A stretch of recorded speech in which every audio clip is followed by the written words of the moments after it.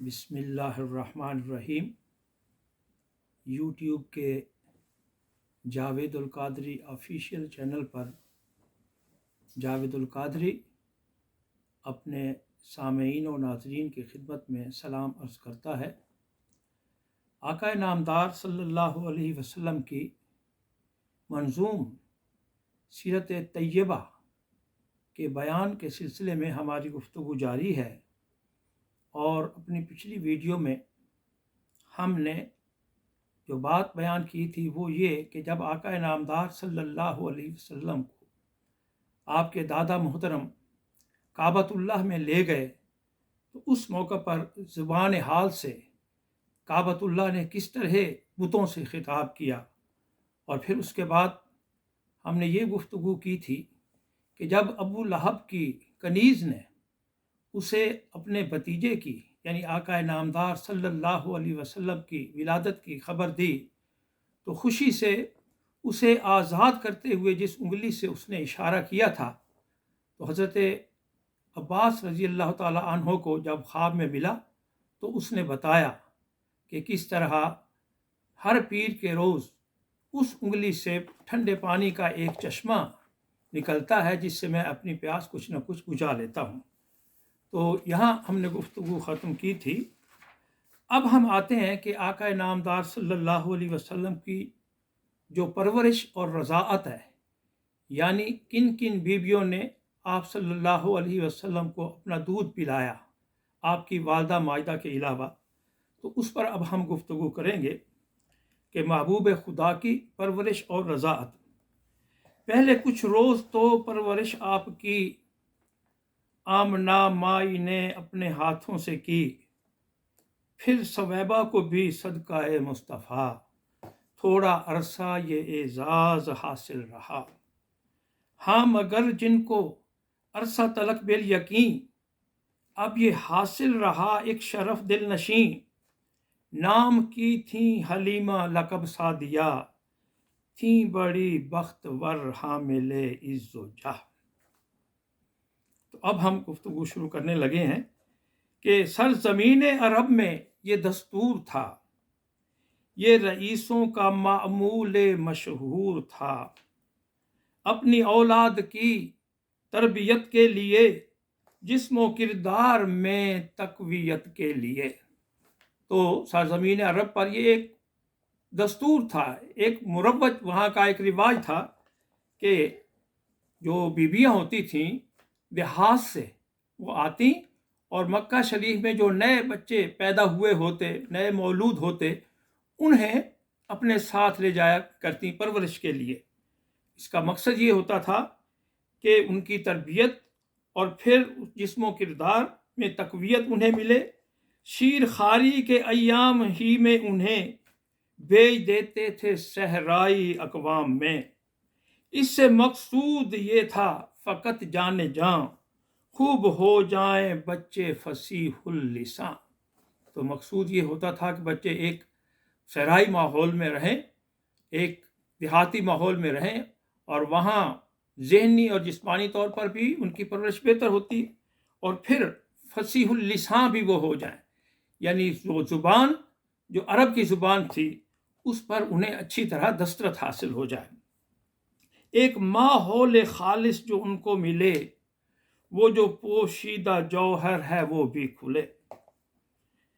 شہر مکہ میں ہر سال اطراف سے عورتیں آیا کرتی تھیں اکناف سے، ساتھ لے جاتی وہ تربیت کے لیے جتنے مولود مکے میں ہوتے نئے۔ ہر سال دیہاتوں سے بیویاں آتی اور بچوں کو اپنے ساتھ لے جاتی۔ تو اس سال بھی جب کہ آقا نامدار صلی اللہ علیہ وسلم کی ولادت ہوتی ہے، حسب دستور و معمول اس سال بھی آئیں کچھ بیویاں جو بنو سعد کی، بنو سعد ایک قبیلہ تھا، تو اس کی کچھ بیویاں جو ہیں وہ آئیں۔ ان خواتین میں ایک خاتون تھیں سعدیہ تھا لقب روح مامون تھیں، آئیں مکے میں جب آزمان نصیب ساتھ ہم جولیوں کے تھی حالت عجیب، ساتھ شوہر تھا ایک طفل بے حال تھا، تو ان کے ساتھ ان کا شوہر تھا اور ان کا ایک بچہ جو بے حال تھا، یعنی کمزور تھا، نحیف تھا۔ کچھ عجب قحط کے کرب سے حال تھا، سینے میں دودھ کا ایک قطرہ نہ تھا، بھوک سے رات بھر بچہ سوتا نہ تھا۔ تو انہیں غربت کا سامنا تھا اور اس لیے ان کا بچہ جو ہے اسے مناسب دودھ نہیں ملتا تھا، تو بچہ ساری رات روتا تھا بھوک سے۔ تو اس وجہ سے انہیں پریشانی تھی، بے قراری تھی بچے کی ایسے آیاں، ایک پل سو نہ پاتے تھے بیوی میاں۔ تو جب اس کے سینے میں کچھ دودھ نہیں ہوتا تھا، بچے کو اس کی خوراک نہیں ملتی تھی، تو ساری رات روتا تھا، اور اس کے والدین یعنی سعدیہ، حلیمہ سعدیہ، ان کا شوہر جو ہیں وہ رات بھر سو نہیں سکتے تھے۔ تھی سواری بھی لاغر سی کمزور سی، ایک نحیف اونٹنی پے کرے بے بسی۔ تو اب جس سواری پہ آئی تھی وہ بھی ایک بیچاری اونٹنی تھی، پے کرے بے بسی، کمزور سی۔ ساتھ تھیں سعدیہ کے جو ہم جولیاں، ساتھ تھیں سعدیہ کے جو ہم جولیاں، پا گئیں اب مرادیں سبھی بیویاں، یعنی سب کو اپنا اپنا نصیب مل گیا سب کو جو ان کا مقسوم تھا، حق سے ان کے لیے جو بھی مرقوم تھا۔ تو سب کو اپنے اپنے نصیب کا جو ہے، جسے کہتے ہیں کہ بچہ مل گیا پرورش کے لیے۔ کھاتے پیتے گھرانے کا کوئی پسر، کھاتے پیتے گھرانے کا کوئی پسر، مال والی کسی ماں کا لخت جگر، لاکھ کوشش کے باوصف بھی باخدا، حضرت سعدیہ کو جو مل نہ سکا، ایسے حالات میں نیم جاں سعدیہ۔ ظاہر ہے انسان ایک مقصد لے کر کہیں آتا ہے، تو جب اسے اس کا مقصود نہیں ملتا تو اسے پریشانی ہوتی ہے، بے چینی ہوتی ہے، فکر ہوتا ہے۔ ایسے حالات میں نیم جاں سعدیہ، ایک بیمار بیٹے کی ماں سعدیہ، سخت مایوس اور دل گرفتہ ہوئیں، آخر انسان تھیں کوئی فرشتہ نہ تھی۔ بیچاری بہت مایوس ہوئی، پریشانی ہوئی کہ سب کو مل گیا کوئی نہ کوئی بچہ، لیکن مجھے نہیں مل سکا۔